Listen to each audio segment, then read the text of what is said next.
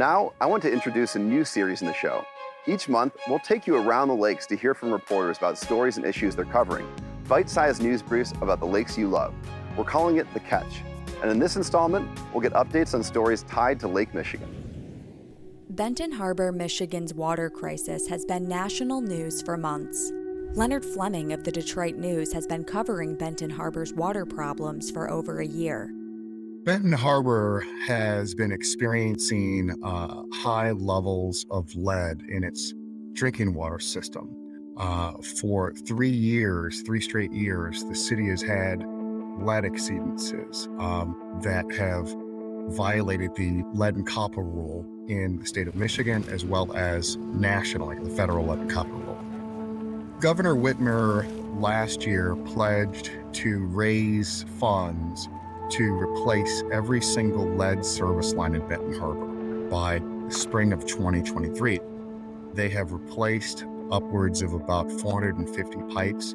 They expect there are 3,900 pipes left in the city, lead service lines.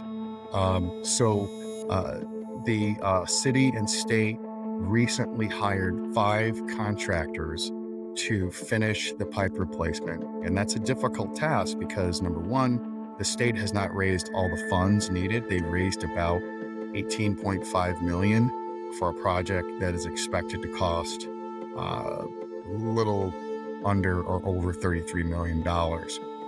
And the price of copper has been rising due to the pandemic.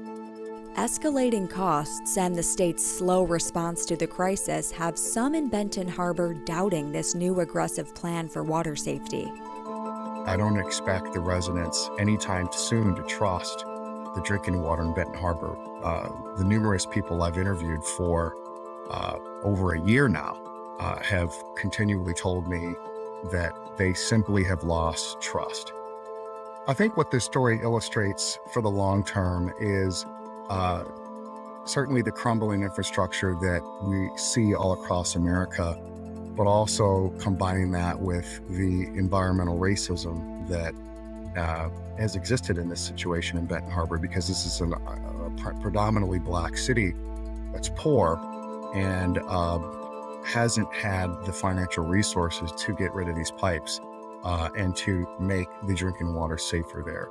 So the funds that are coming from the federal and state governments to replace these pipes is certainly going to create a safer situation, but some will say that it's a little too late in regards to letting the infrastructure in a city like Benton Harbor go on for so long, where the drinking water became unsafe and became national news.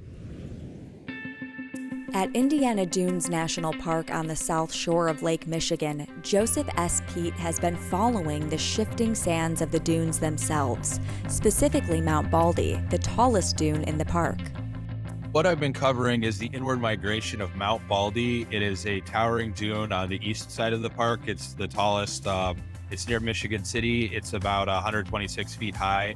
The dune has been moving inland at about 5 feet to 15 feet per year, to the point where it entirely consumed the access road leading out of the parking lot.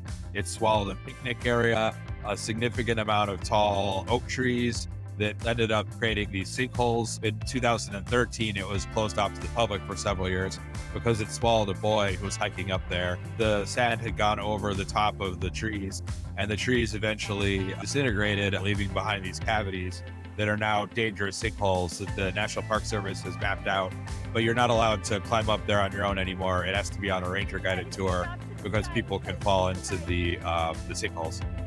Officials recently announced new fees for entering the park, which could help pay to replace the facilities Mount Baldy has swallowed up. It's going to raise $750,000 a year, estimated, to help with park maintenance projects. One of the things they're potentially going to have to do is relocate the parking lot to Mount Baldy, which is also a popular beach area, and potentially relocate trails and other infrastructure. In Interlochen, Michigan, Interlochen Public Radio has released a special season of their Points North podcast called Unnatural Selection. Dan Wanshura is IPR's program director and co-hosts Points North.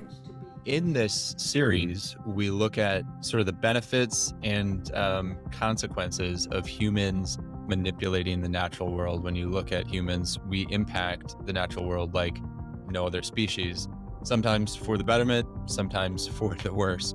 So some of the things we talk about in Unnatural Selection in regards to the Great Lakes, Lake Michigan in particular, have to do with removing dams on a lot of rivers. It's been seen as a generally good thing to remove dams and restore rivers to their natural state.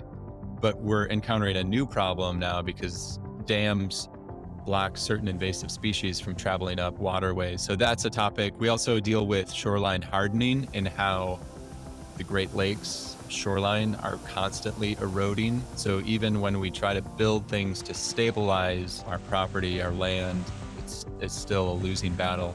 And then the final thing that deals directly with Lake Michigan is the idea of a frankenfish.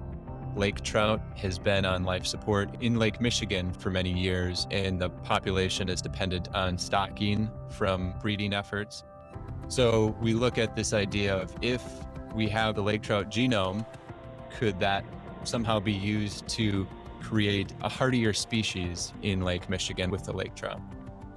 Nothing is imminent with us creating this frankenfish, but because the lake trout genome the reference genome was cracked recently, we wanted to take it one step further, sort of have that forward outlook and say, what if we could isolate, why certain lake trout species do better than others? And could you somehow create lake trout that had a better chance of surviving in Lake Michigan? And it sort of begs that question of, like, if you have the technology, does that mean you should do it? We cover a lot of ground in Unnatural Selection. And I would say what I hope people take from it, is just the role that we as humans play on the natural world and the impact that we have when we make decisions regarding the management of natural resources.